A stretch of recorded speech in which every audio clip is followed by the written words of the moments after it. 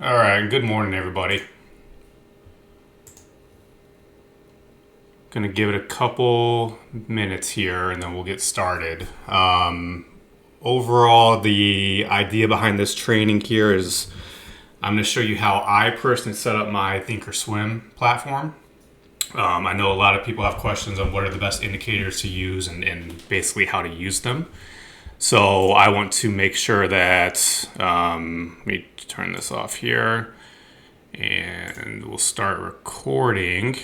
So the idea behind this is that I want to actually show you guys how I personally set up my Thinkorswim platform. A lot of people do have questions on what indicators to use, what's the best way to use them, scanning for good swing plays. And just as a reminder, I typically am a swing trader.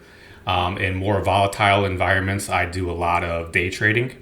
And a lot of the day trading I do are things I don't alert. By the time I get in it, type up the alert, send it out, typically it's already too late. So I don't alert a lot of day trades, except for sometimes in chat I'll post them. But my swing trades are all, I base all of my trading off of technical analysis. I'm not a big fundamental trader. I know a lot of people disagree with that, but that's just how I've always traded, and that's how I'm going to continue to trade. Just got a note, no audio. Can you guys not hear me?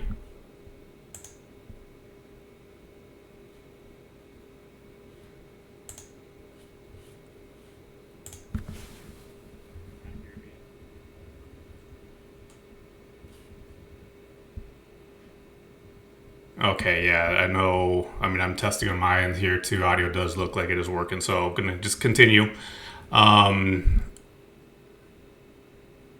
Seeing you might need to refresh, maybe try that, or go to the actual YouTube and see if that works, to see if the audio works that way.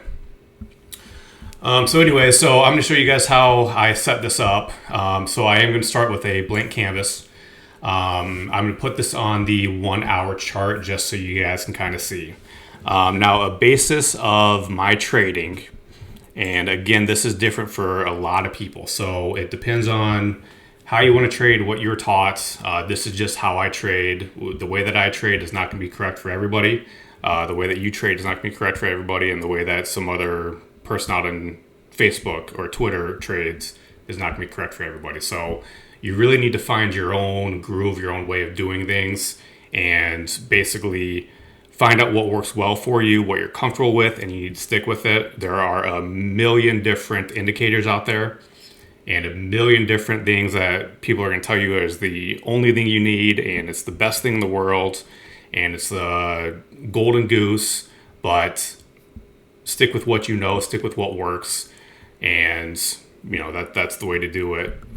When you keep changing the way that you're doing things, a lot of times you will start struggling with trading because you're trying new ways of going and it doesn't work, and you get frustrated, and then mentally just not correct. And that's another thing I'm going to go over on a different training is the mental aspect of trading, because that is huge. But so I have here on, I have ES up because even though the market is closed, the future market is open. So we should be able to see a little bit of change while we're going through this. I can go into a smaller time frame. I typically only trade on a 30-minute, 1 hour, 4 hour daily and weekly charts. The 5 minute is too volatile for me for my swing trading.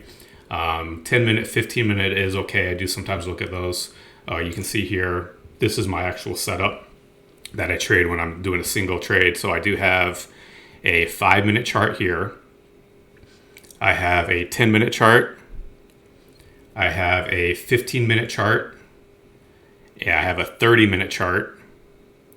And then I have my tick, which we're going to talk about, my ADD, add, my skew, and then my VIX. Okay, so this is my actual setup that I use. Obviously on my screen it is a little bit bigger, but you can kind of get an idea of what I use to actually trade. So the foundation of my trading is always the 15 exponential moving average and the 50 simple moving average. I don't go much lower than 1550 because, again, it's a little bit too volatile. It moves a little bit too quick for my trading style. Because I'm not scalping, I'm typically not day trading. I want more of a medium-term moving average than I do on a quick moving average.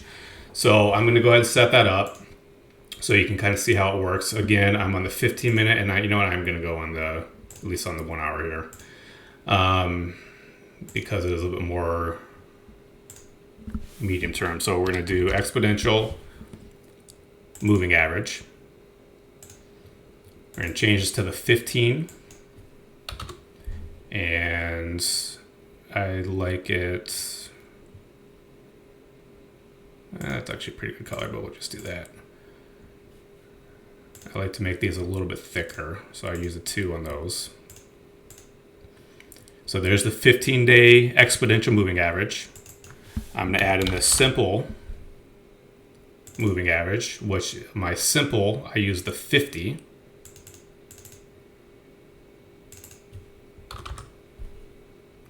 And on my simple, I typically do a red. Change the width to 2, because again, I like that a little bit thicker. So there you go. So there's my 15 EMA and my 50 SMA. So the foundation of my trading is that cross. I do not enter a trade without that cross first happening on either a 30-minute, 1 hour, 4 hour, daily, or weekly chart. And again, based on how I'm trading and the goal of each trade is what I pick on what time frame to use those. So again, here I'm on the 1 hour. Here's the 15. So I actually wouldn't enter this trade. So we would have entered this trade on the 1 hour at 32.30.88. So you would have actually ridden this trade all the way up just by using these moving averages up to the 33.20 area. So you would have actually had a 100-point gain just by using nothing but these moving averages. Now, this doesn't work 100% every time. You can see here when you dip down. So earlier before, you would have actually been in a buy. You would have bought, sold. And then when you would have sold here, so you would have sold anywhere between 32.23 and 32.17. And then you would have been chopped up and lost there. But then if you would have went long again, you could have followed that all the way up. So this is the basis foundation of my trading. I think everybody needs to find a good foundation. Everybody needs to find out what works for them. And again, stick with that. So this is what I've always used. This is something that will never change for me. If this works for you, great. If it doesn't work for you, find out what works for you. But you can see here, even on the daily chart, the same thing kind of works. So, starting in January a year ago, you would have been in at 26.12, ridden that up. You would have gotten out at 28.74. You would have been short, but then you would have been chopped up, back up. You would have made a little bit there, and then ridden that back up. So again, this is the foundation. Now, what I also do use, now this is a proprietary indicator for me, and what I would need to do to let anybody else use this would be talk to the person who built it and see if this is something that we can that I can share. Let me see its strategies. So what this does is this actually will give me a 15 exponential, 50 simple, and this will actually tell me each time it crosses. And then also we'll give you a stop loss, target profit. So if I want to make 25%, if I want to stop out at 70%, or at 7%, this will tell me everything. But when I put this on here, you can see entry, exit, entry, exit, entry, and then we're still in an entry based on just this. Okay. When I'm on the daily chart, I also like to use the 200-day moving average. That's a major moving average that many on Wall Street use. So I'm going to put that on here. This one I just use as simple.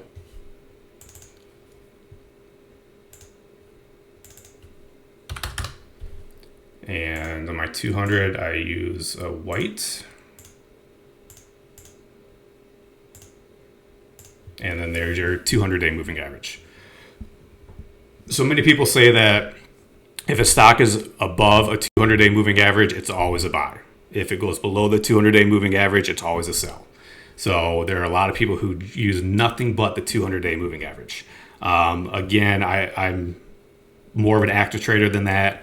As a passive trader or a passive investor, I think that's a great thing. If it crosses above the 200, you buy it. If it crosses below, you sell it. Wait till it crosses back up, and you can buy it again. It's a great idea for people who don't want to have to watch everything. Is obviously you're going to see a lot of more volatility up and down, and your profit is going to move in and out. But if you just want to have something sitting there, you can actually set an alert to say once it crosses below the 200, you can go ahead and sell that. And with that said, let me actually show you a cool thing here with Thinkorswim. So I want to make sure I have auto send off. I don't want to buy this right now. But if you go buy market, we're going to go edit. Right here is a settings button. If you click this settings button, this little gear icon, this will come up. So with Thinkorswim, what you can do is go into the settings. Click down here, your symbol that you have up here is going to turn up. Go to study, edit. We're going to delete this one. You go to add condition, study. You go to moving average crossover. So right here, I can set this up. Obviously not on the futures ES because it's already above. But right here, you can set it up to buy or sell below or above that crossover. So if this, let's just say we want to do above within 1 day, and obviously I'm not going to turn this in. So on the daily, or if you want to do hourly or 30-minute, however you want to do it, you can actually set this up so that Thinkorswim will actually purchase this when that crossover happens. Now you do have to then go back and edit. This is not an automatic trading because once that's in, then you have to watch that to make sure that it's not going through and going to cross back below. But you can actually set that up, and that's a real cool thing. I use that quite often, especially with futures, because you can buy, 1 or 2 contracts and just kind of let that run typically. Extended hours is obviously a lot more volatile. What I have set up on my screen right now is not extended. With extended, you are going to be in and out a lot more, even with futures. I'm sure many of you guys remember a couple days ago when futures came down, what was it, 200 points, 400 points, whatever it was, and then bounced back up. So it is something that if you had extended hours, you would have been chopped up. If you did not have extended hours on there, you would have just held, and then obviously the next morning you would have been fine. But obviously that is a much bigger risk. But doing this study order condition is a great thing if any of you guys are futures traders, or if you just want to buy stocks. Now you can do this also with options, but then you're going to be doing a market order with that, and you want to be kind of more careful with that with options, especially if there's a spread on that or depending on what you're actually trading. So we're going to cancel that out because I don't want to do that, but just wanted to show that to you. So we've got the 15, the 50, the 200. Now, another thing that I put on here is Darvis Box. There's a book called How I Made $2 Million in Stock Market by Nicholas Darvis. It's an awesome book. I recommend everybody to read it. If you guys need any other book recommendations, let me know. I have a whole bunch of them that I read all the time. But How I Made $2 million in the Stock Market by Nicholas Darvis. And what he says in this book is the way that he made his money is by buying momentum. So when a stock broke out of a support, if the stock broke out of a resistance, he would buy. And if it broke out of a second resistance, he would buy again. And when it broke through that first resistance back down is when he would sell. So he would actually just follow the trend. So Thinkorswim does have their own Darvis box. I'm going to show you theirs. So this is the Thinkorswim one. I don't like this one. So this is not what I use. I had another one made. And I will share all these with you guys on this YouTube channel, so you guys can use all these indicators. Again, this is the Thinkorswim one, but you can see, the green obviously is the resistance and the red is the support. So when it passes the green, you're supposed to buy. When it passes through the red, you're supposed to sell. I'm going to show you the one that I currently use.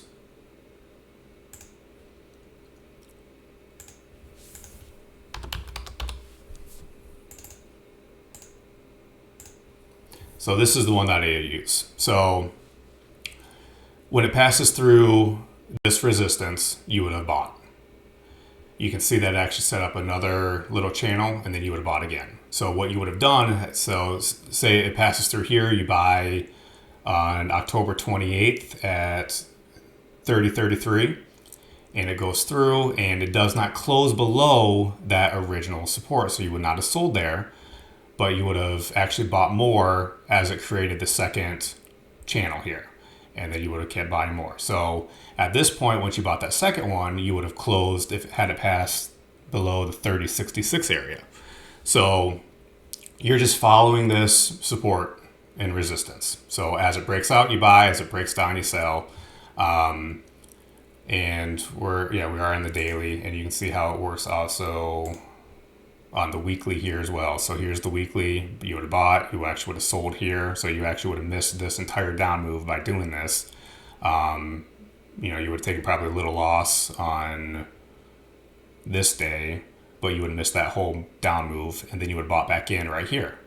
And it followed that up, and kept moving through that. So it's another really cool thing, especially with moving averages. Is just another way for you to watch the market and see, where the momentum is, and it's all automated, which is really nice. Another one I use, and again, I will share all of these with you. Let me go back down here to the daily.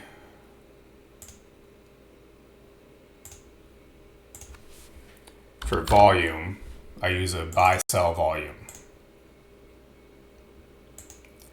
So what this indicator does is this is actually telling me the average volume, which is this line that's going through. That is the average volume of the ES futures.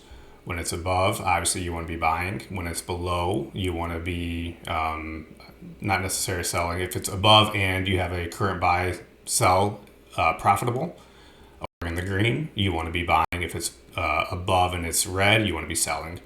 But so this is actually telling me what the percentage is of current buyers compared to current sellers. Somebody shared this with me, and I don't remember where they got it from, but I'll share it with you guys. I don't think this is proprietary at all, but I will go ahead and share that as well, just so you guys can have access to that.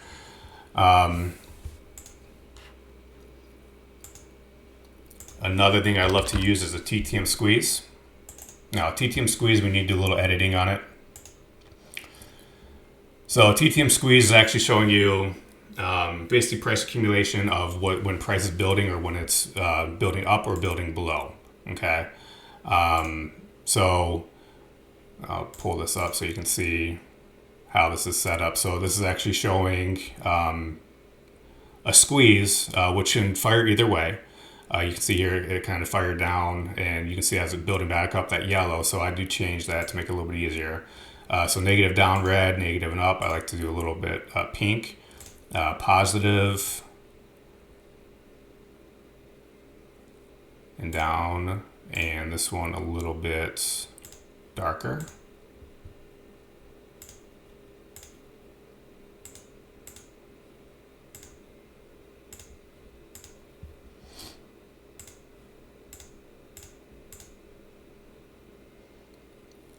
All right, so now you can really see the build in it. So what this Ttm Squeeze does is this showing, trying to show a certain price movement. So you can see here as it's dark red, moving into pink and gets into more of a darker green, which means that the stock price is moving up. You're getting more buyers and sellers in there.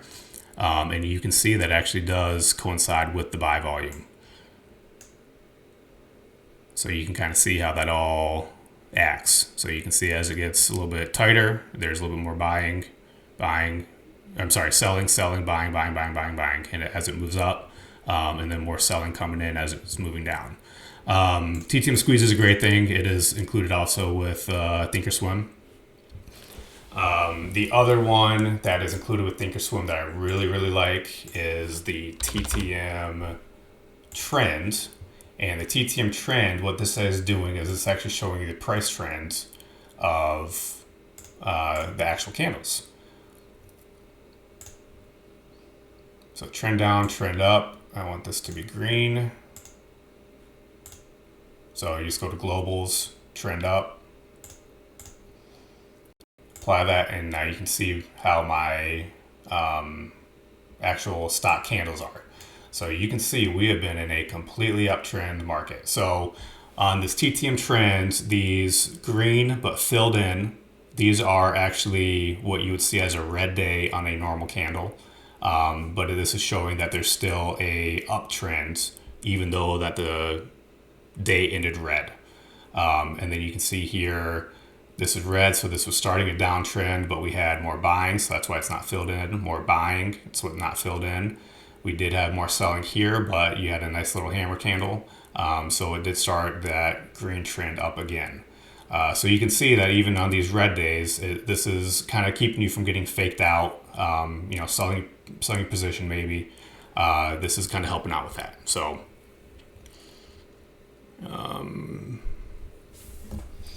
so you have a TTM Squeeze, buy sell volume. So this is the basis of my trading. I mean, this is basically what I use to figure out my trading. Now,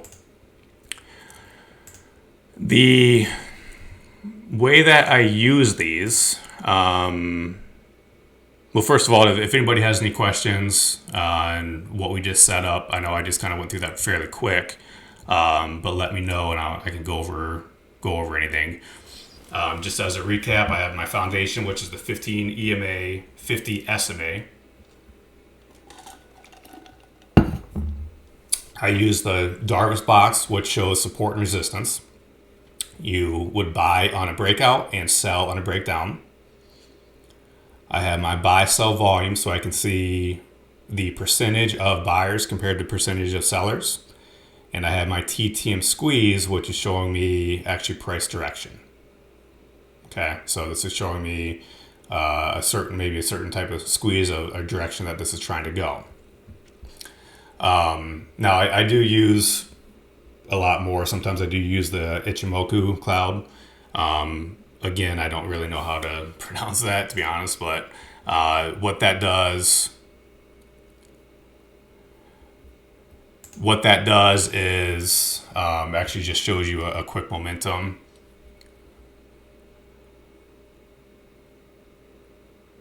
For the strategy to buy and sell on the cross, what is the floating PL for this strategy? The one that TOS provides. Are you talking about the 15 EMA, 50 SMA?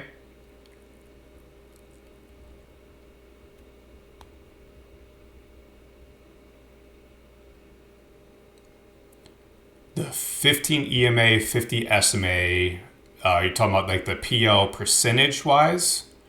I would have to back test that. I don't know off the top of my head what the PL percentage is on that.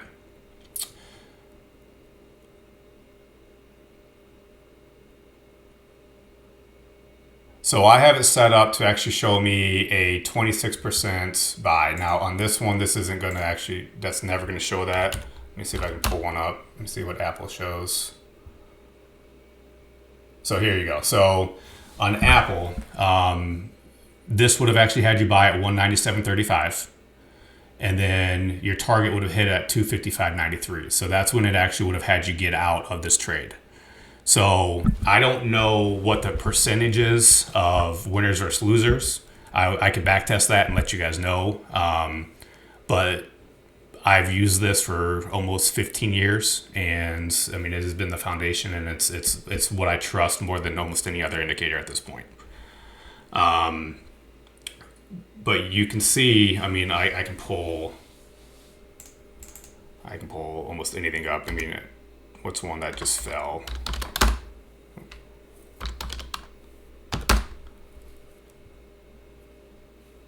So, I mean, right here, here's a really good example. So on Alta, this would have actually got you out before that drop. So on Alta, you would have exited at 340.95, been stopped out at 331.98 if you didn't exit out yourself, and that would have got you out before that earnings drop. So, like I said, I could back test this, but I really don't know. But you can see here also in Alta, you can get chopped up just using this. Entry at 238, exit at 237. It wouldn't have been a bad one. Now, had you been trading calls, you would have probably lost almost 100% unless you were very far dated. If you're trading just a stock there, you would have been safe. And then obviously you would have been in right here again. So again, I can backtest that and find out, but I don't know the actual profit percentage. All I know is that this is something that I've used for a long time, and I trust it. Is the squeeze a lagging indicator? Also, are those effective in trading? So the squeeze is not a lagging indicator. The squeeze is actually a real-time indicator. It will change by the day, by the minute, by the 5 minute. So the ES is active right now. So market is closed. Futures market is open. So ES, MES, NQ, these they're all open to trade today. But you can see the squeeze is active. So the squeeze is active based on the price distribution. So right now, this is actually saying that there should be a reversal coming. Again, look at the volume. The volume is so low that I wouldn't trust any of these indicators right now. But if you look at it during the market, when the market's open and you have more people buying and selling, you should be able to see this. But this is showing you had your down move. So up, started moving down. So you had all these red. So you would have, obviously not been in. This is saying that you could start buying now based on the 5 minute candle. If you're just looking at this Ttm squeeze. So it's something that you can watch on any level chart. So in the 30-minute chart, you have a downtrend in the squeeze. You'd have to see if that's reversing. It's starting to reverse on the 5 minute. But again, with volume so low today, I wouldn't even worry about it. I think it was about 3 a.m. we started getting a lot of activity, and you can just see the volume is dead today. So, 86,000 total contracts traded. It's just, 6,000 total contracts traded. Look at that, the average volume compared to that. So I wouldn't trust that right now, but set that up on your Thinkorswim and you can kind of take a look at that.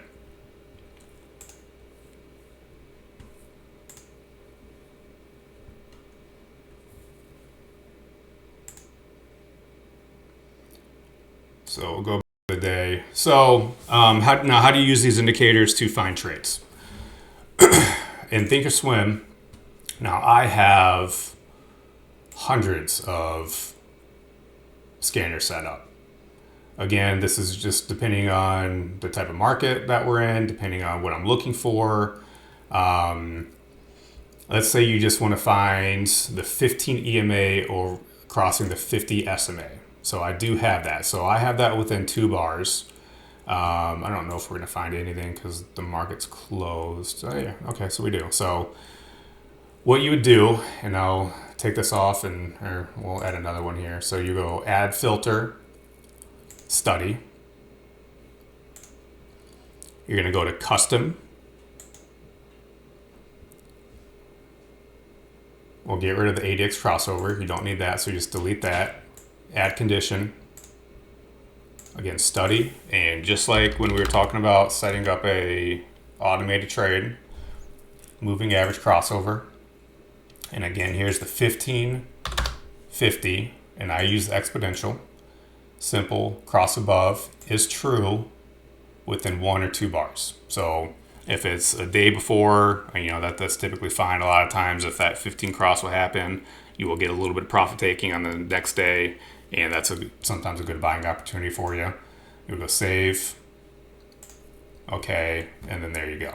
So you're set up for that. So I just ran that. So within the last 2 days, these are all the stocks that actually had that 15 EMA cross the 50 SMA. So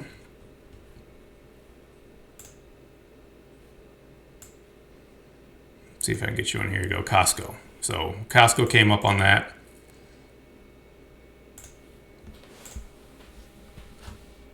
We're in the day. And there you go. So Costco came up with my scanner. That gave me that cross.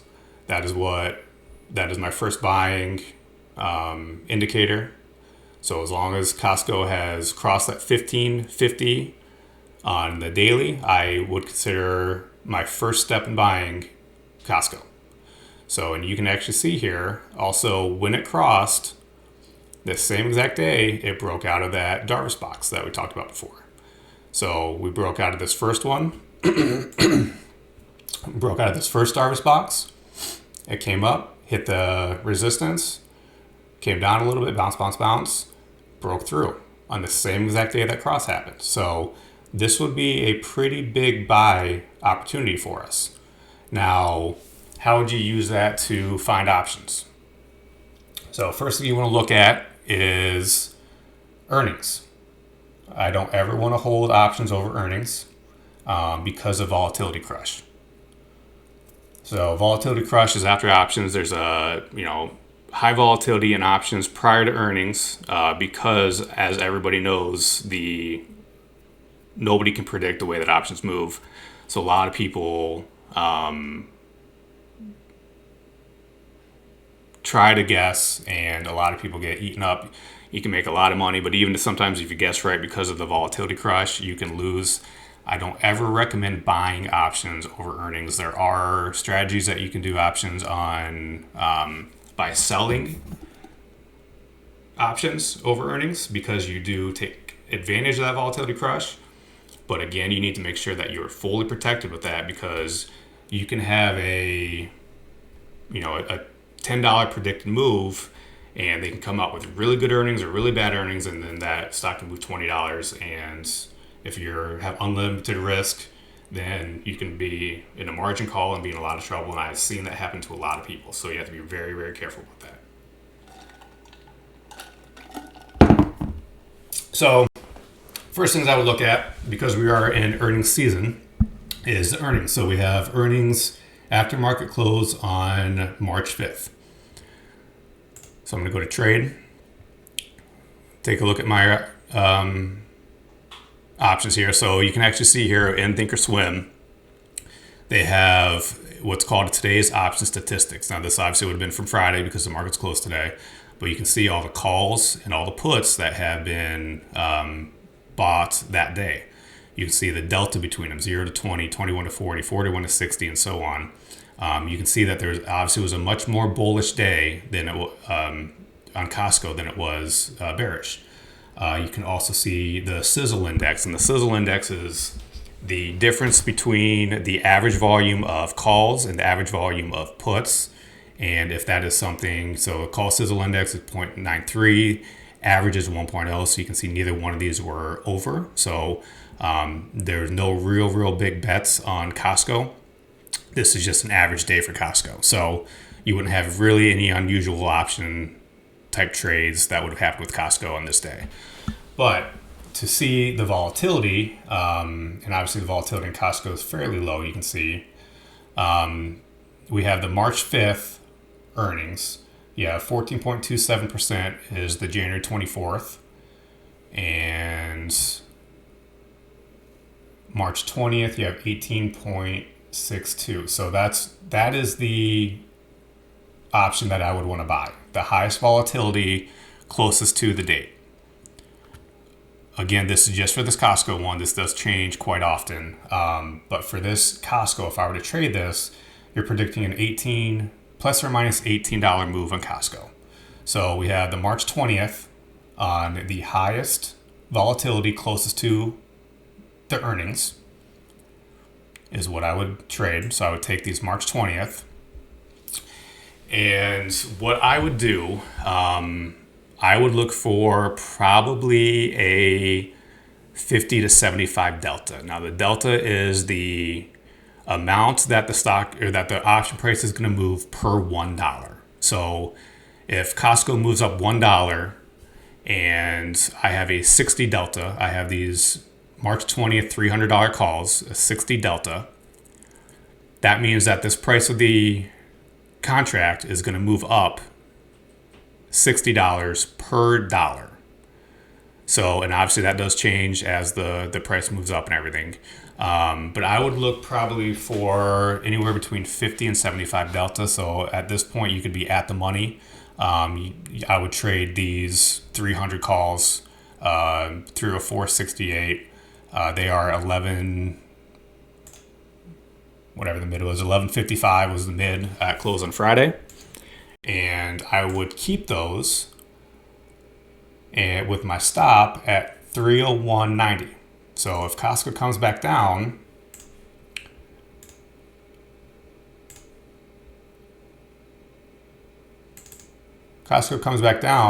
right here, 301.90.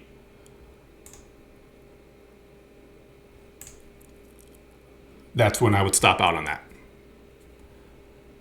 So at a 60 delta, you'd be looking probably 304. So you'd be looking at a $250 loss with unlimited upside.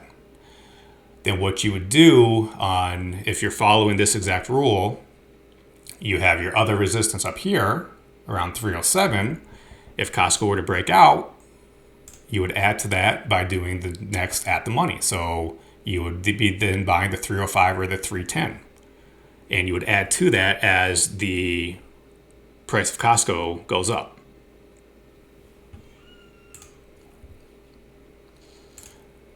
So let's find another example.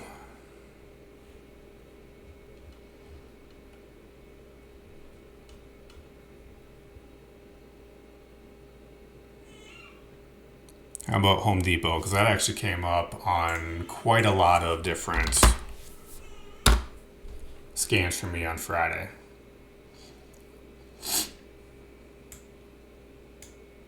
So first I want to get rid of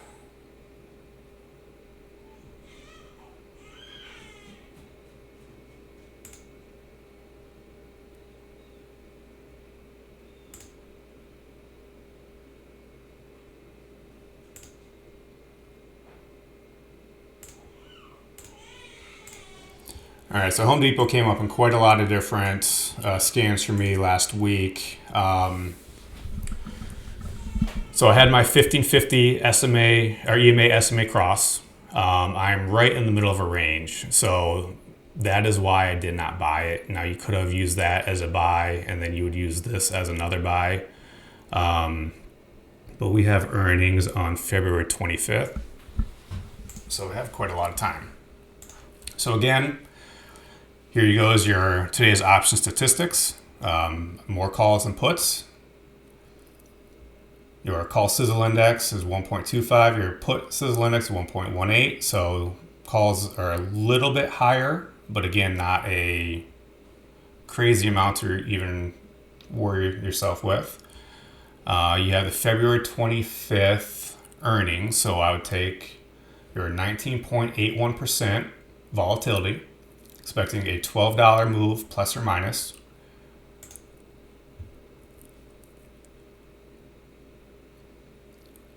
And your 50 to 75.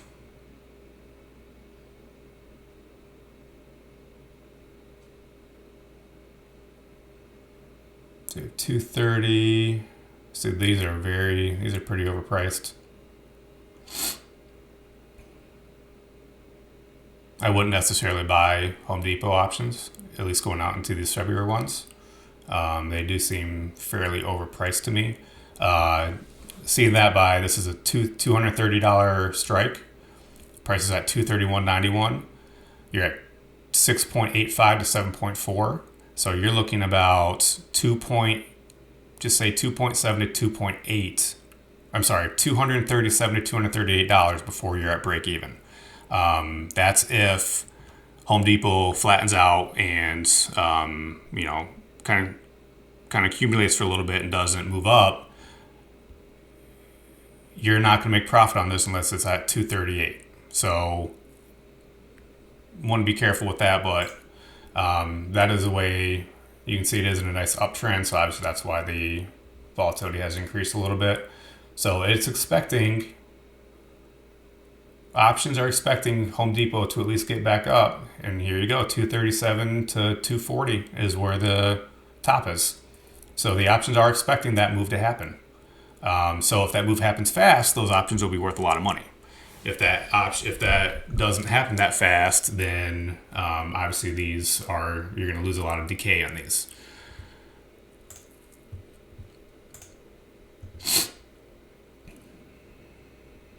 So you have 34%, and it looks like more people, 34% of people on Friday are expecting a 21 to 40 delta, which means they're expecting a big move to happen. I mean, I don't hate the idea, but it's not the best setup.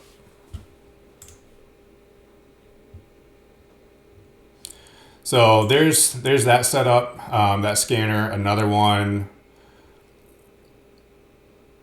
So here's one that actually is looking for a break of the Darvis box and the 1550. Oh, I'm on the 30-minute. I want to change these today.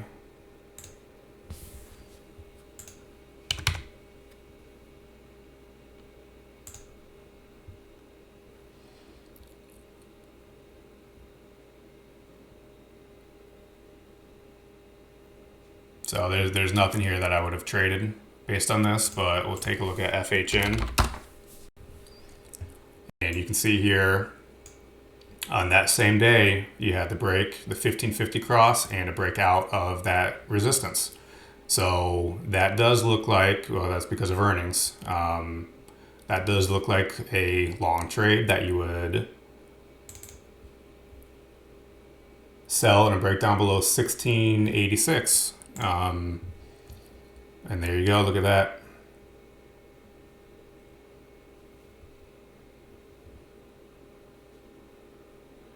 A lot of calls, a little bit higher volatility.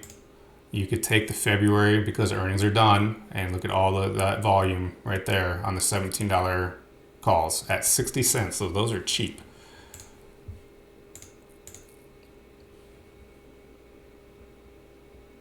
So that means option prices are expecting a break of the 1745 resistance. You break that 1745 resistance,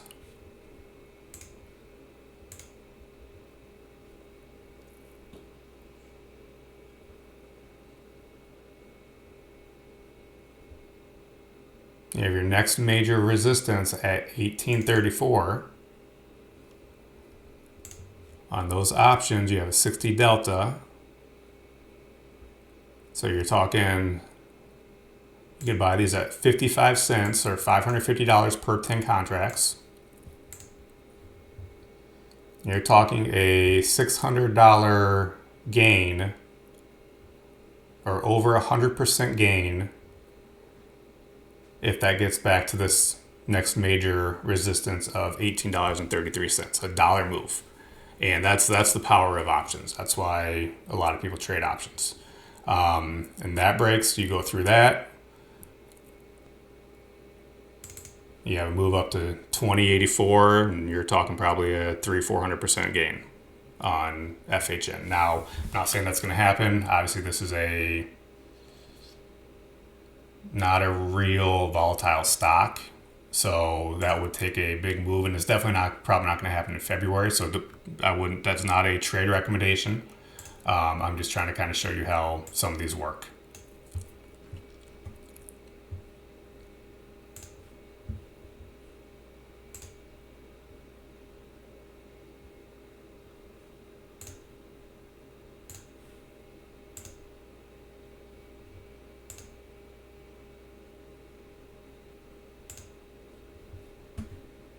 So nothing, there you go, okay.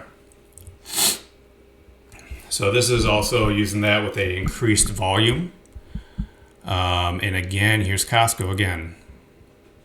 So Peloton,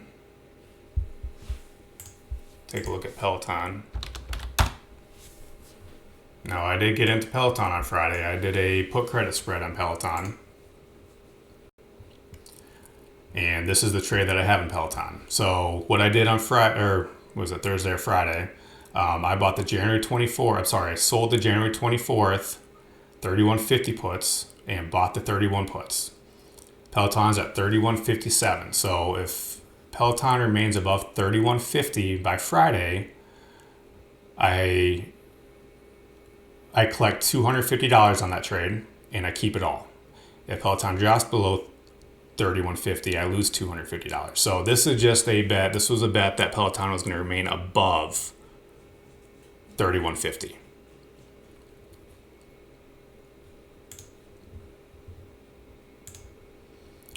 And I did that based on the cross. And it did break out, but you can see how it did break back down. So, you know, maybe a little bit riskier. I really need that to get over 32 to feel real comfortable. But overall, a 1-for-1 risk to reward, I thought it was worth taking. So this Analyze tab in Thinkorswim is awesome for spreads. This can really help you find good trades. So we'll do, because Costco's on there.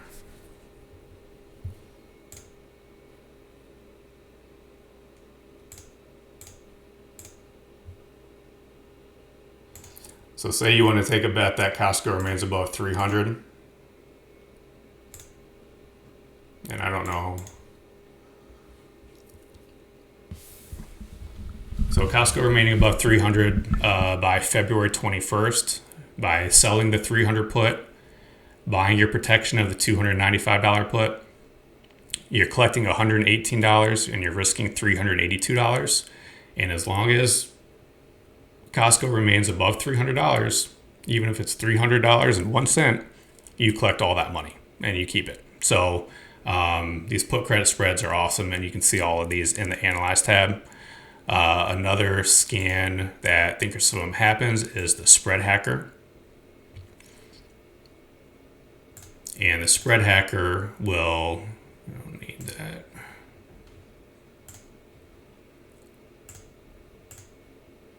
I don't know if it's going to, okay, so Spread Hacker will actually show you all these different strategies: vertical, butterfly, iron condor, calendar, diagonal, double diagonal. So if you want to look at verticals, max profit of at least 20%. Now you kind of have to go through these and find the good trades. XLV is in a lot of these for some reason.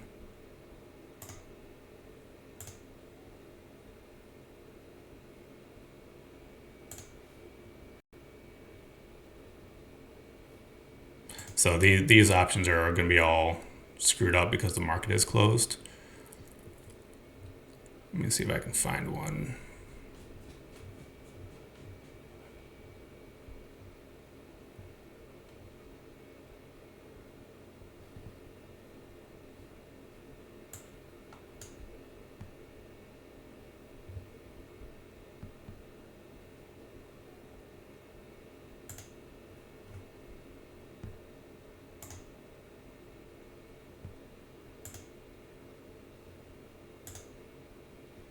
So here you go, on the XLV.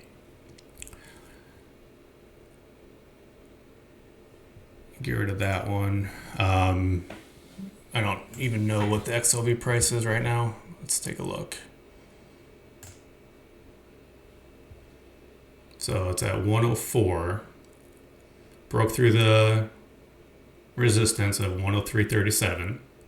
So that could be a buying opportunity if you're using support and resistance.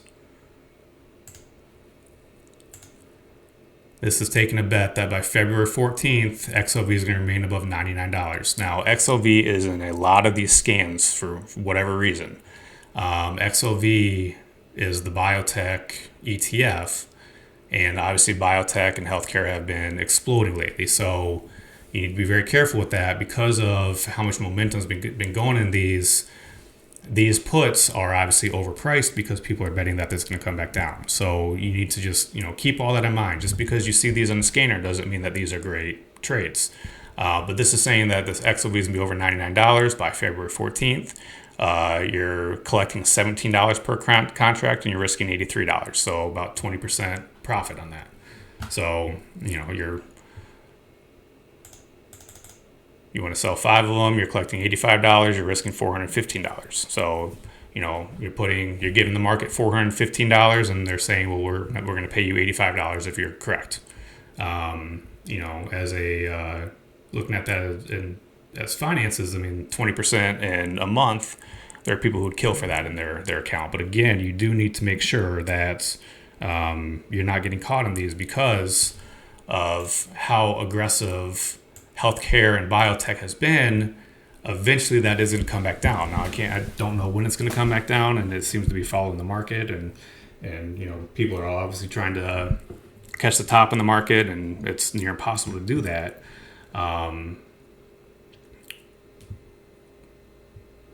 But I don't hate this trade. Look at $99 all the way down here. You're going to break through 2 supports. You have one support at basically $100 and another support at $100.50. So you have 2 very close supports there. That's actually not a bad trade. So you can go through all of these and see what Thinkorswim has set up for you. You can see what you can set up your own scanners, and I can help any of you guys with setting all this up. Ttm Squeeze, we can actually use a Ttm Squeeze to find squeezes that are happening. ISRG is one that I trade quite often. AMGN I trade often. Caterpillar. So here you go. So on the Ttm Squeeze, it's actually showing, this accumulation right here. So there's not much volatility in it. There's money coming in, money coming out.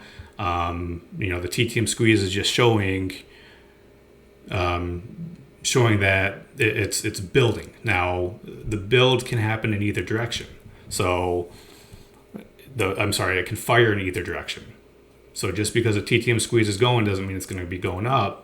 That's why you have to use the other indicators to kind of help you with that.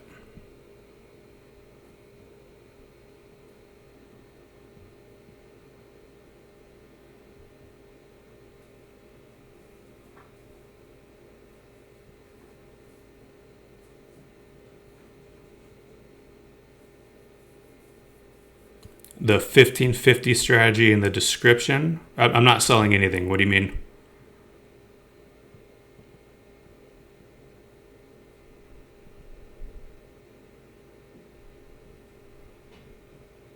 The 1550, you're just taking a 15 exponential moving average and the 50 simple moving average.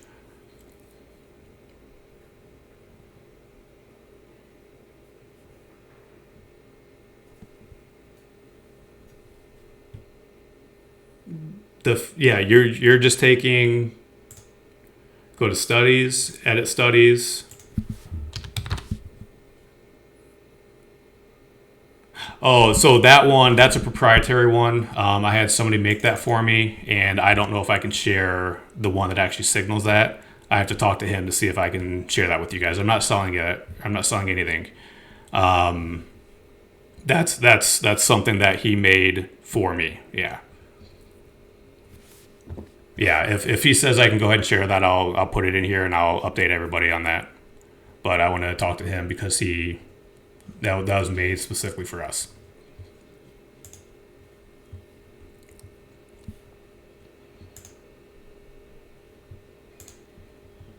All right, so next thing I want to go over.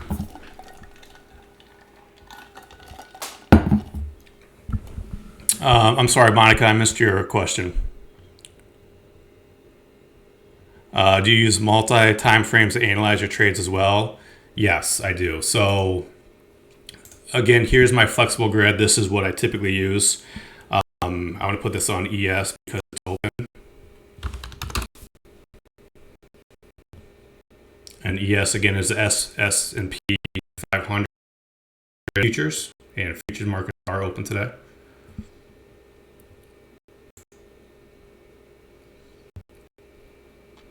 So this is typically what I have set up for finding an entry and exit. I won't enter a trade until all of these are confirmed. So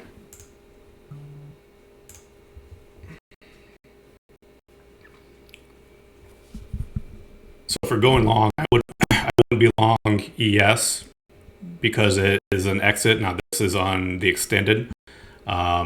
But on these ones up here, the 15 and the 10, so the 10 did just cross over, the 15 has not crossed yet. So I would not enter ES until I get this cross back above on the 15. So I do want multiple time frames to show me profit. Show me the entry points on these trades. So what I would probably look at if I were to be buying or looking at futures right now is I would probably be looking at a break here of the 33.2350 area.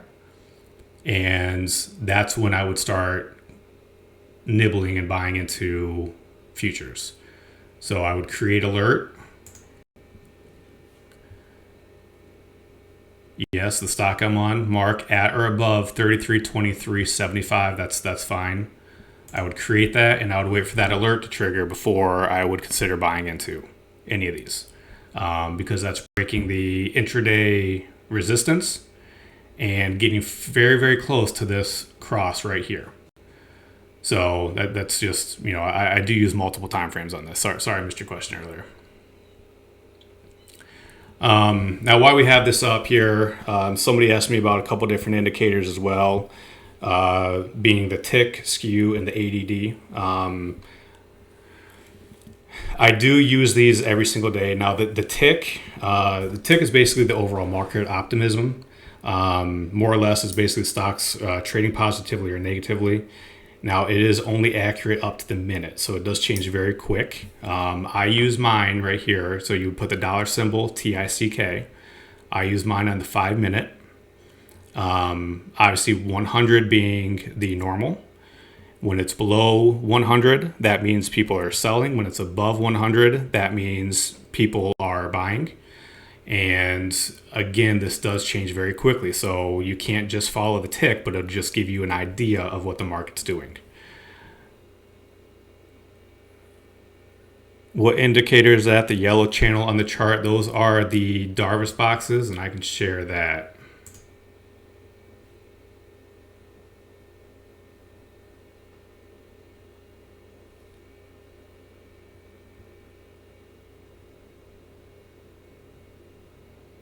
Yeah, I have to remember how to share.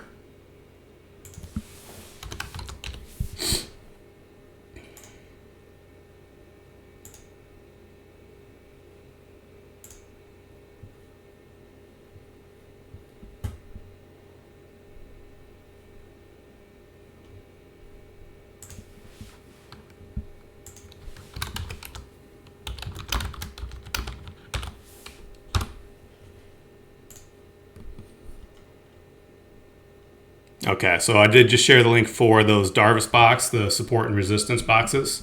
Again, those were created by Nicholas Darvis, and if you have not read the book, How I Made $2 Million in the Stock Market, I highly recommend you guys pick that up and read that. It's a really, really good book.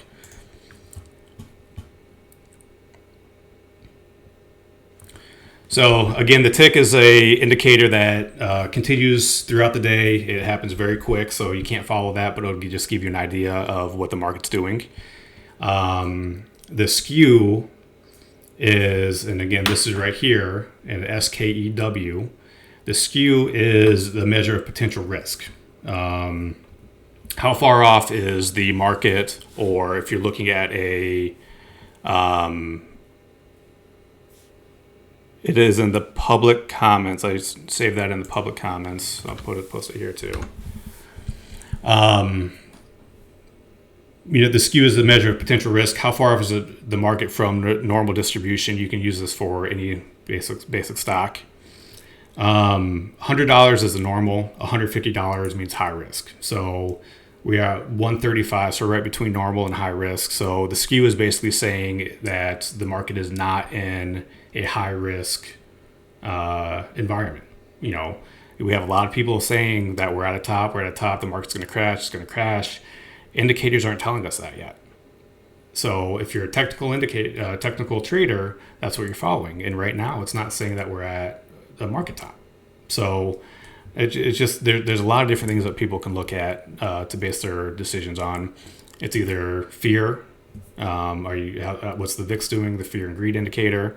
VIX is extremely low. Again, that means there's no fear. People say, when the VIX is this low, that's when you should be fearful, because there's so much optimism out there that if something were to happen, the market's going to crash. But right now, the skew and the ADD, the accumulation distribution, is not really telling us that. And that's the other one, is the ADD, which is right here. So you do $ADD. That is accumulation versus distribution. And that's basically the difference between the stock price and the volume flow. Like raising stocks and the ADD is falling. So right now we have that on Friday, price moving up, ADD fell. There might not be enough support for that price rise with the volume. So, but again, you have to be careful with that, because that was the Friday before a long weekend. So there is going to be less volume on that day. With ES right now, it's down 2 points, but again, very low volume today, so you couldn't really, base your decision off of this again. But this is just another indicator showing, what the market could be doing. On Thursday, the ADD was red. It did rise from Wednesday, and it did end red, so that could have shown you on Friday that you were going to have that market drop. Or you might see a market drop, but overall, the skew hasn't changed. The ticks remain positive. Ticks are remaining strong. It's just there's not a whole lot out there that's showing me that the market's going to crash. It is very overextended. I agree with that completely. But until the market tells me that we're going to have a crash, I'm going to keep trading the market the way that it is.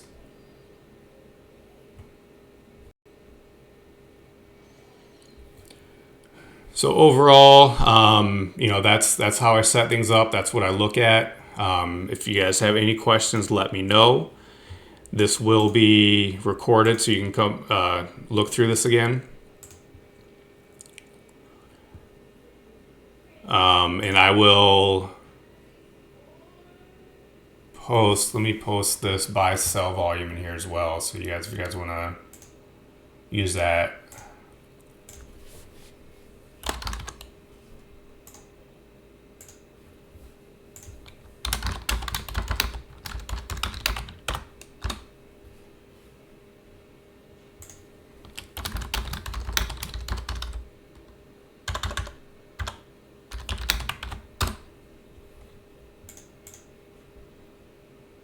Okay, so there's the buy-sell volume.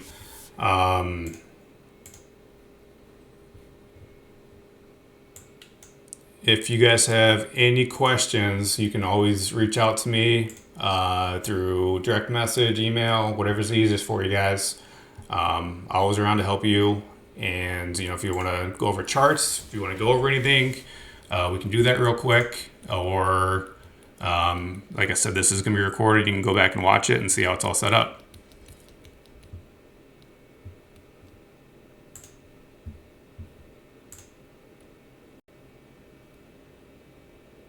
All All right, no problem. Well, all right, you guys have a good day. Enjoy your time off if you got it today. And again, like I said, if you guys have any questions, I'm always available to help out. All right, thanks, guys.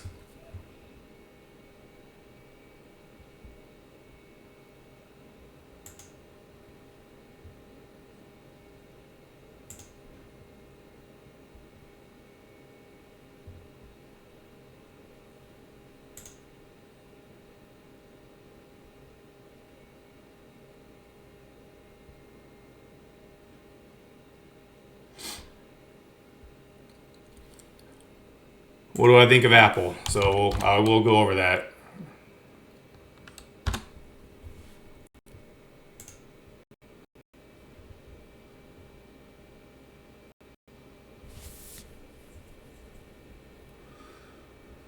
So again, just like the market, with Apple, it is very, very overextended. However, you had this nice pullback right here, and what happened was it was bought up. You have earnings coming on January 28th. 4-hour broke out of a nice resistance there.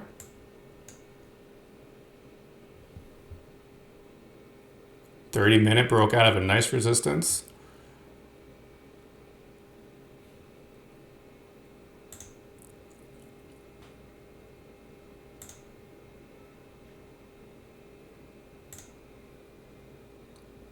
January 28th is a week from Tuesday.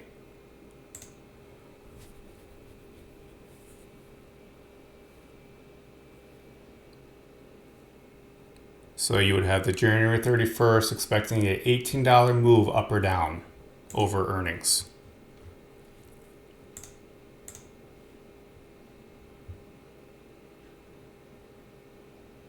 There's no real different in the Sizzle Index. A lot more calls and puts, like almost everything else in the market right now.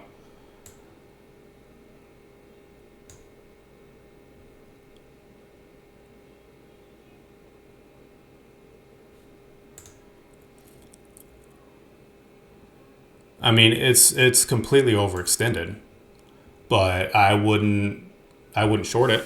I mean, I don't short momentum. I get a lot of questions about Apple, and I get a lot of questions about Tesla. Tesla would have been a great short the other day, but why are you going to take the risk of shorting that type of move?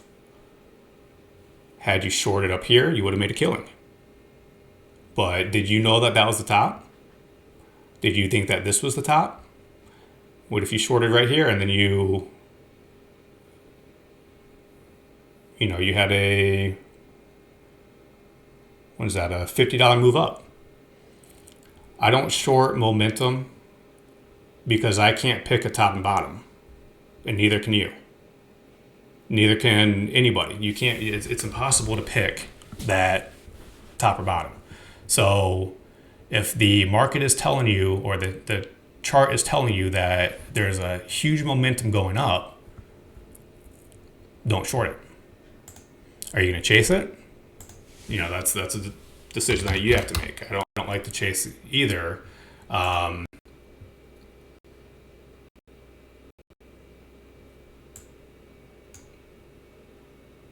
to me, Apple looks like it's going to keep going up. There's nothing on this chart is telling me that Apple's done moving. So if you've been long Apple, great. If you've been trying to short Apple on this move up, then that's, I'm sorry, because you've been eaten up.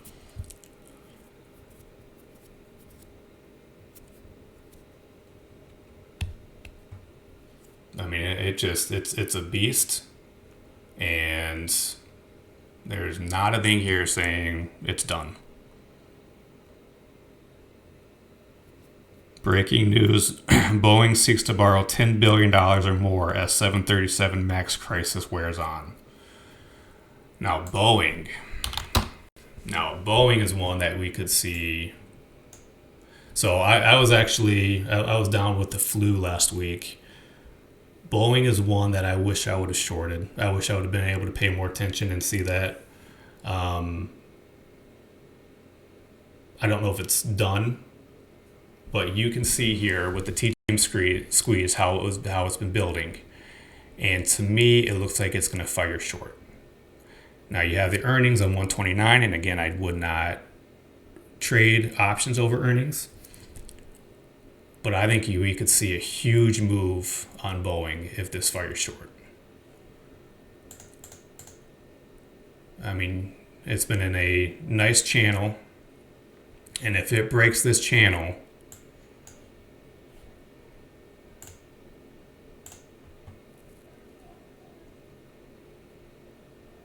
geez, if this breaks channel, you're probably looking at like at a 250,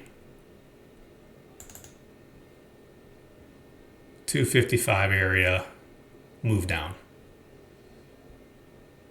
You know, obviously you have this 300, which the market loves round numbers, so that could be a bounce area.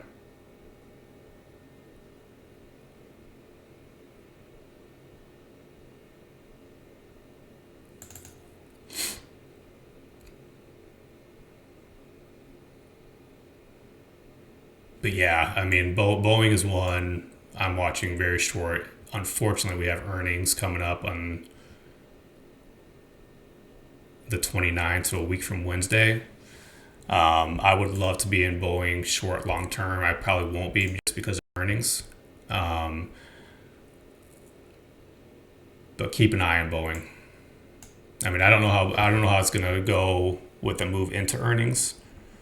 You know, most of the time these companies are gonna take moves up into earnings. I don't know what Boeing's gonna do here, but I wish I would have been able to catch that move on Friday.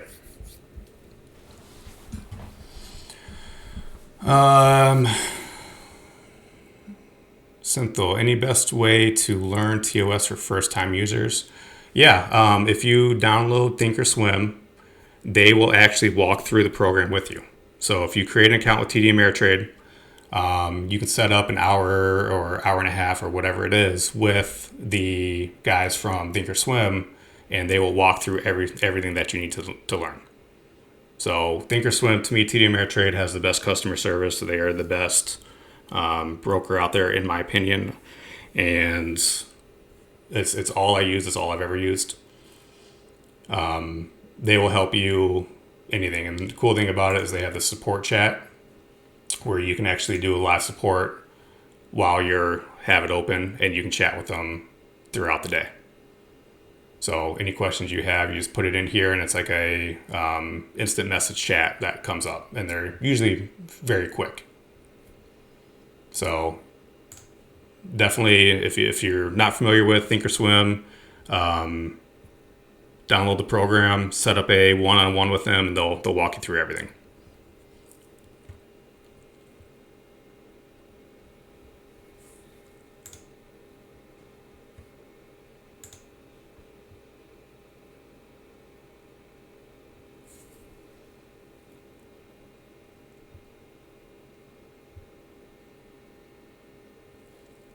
All right, guys, well, I'm going to sign off then.